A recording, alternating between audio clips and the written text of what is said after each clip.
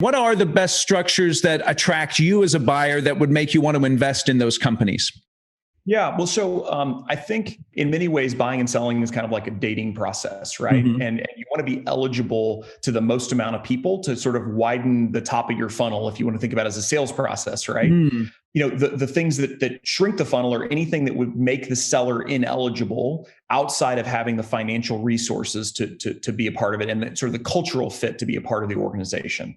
So those would potentially be, if you rely heavily on small business set aside contracts as an example, or if you rely heavily on contracts, assigned to minorities or women-owned businesses or things like that. Those are types of things that you can make the decision. And by the way, there's nothing wrong with those. Those just limit the pool of buyers that could come in and be able to transfer that value.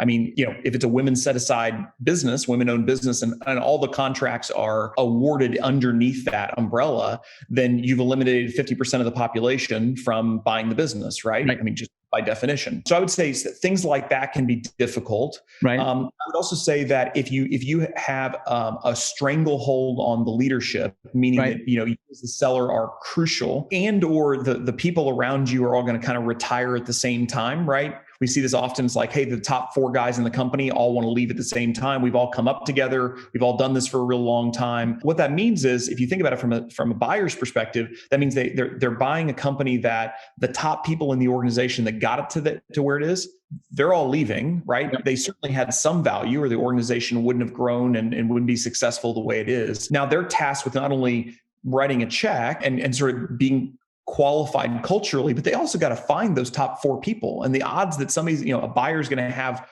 4 awesome people that are all ready to get going immediately, it's almost impossible. There's no way. So what I would say is, the more that you can, again, diversify your relationships, diversify the expertise, diversify the decision-making, and have it be disconnected with whomever is not going to stay with the business. That could be person, that could be 3 or 4 people, whatever that is, the more likely you're going to find somebody that can step into those shoes successfully.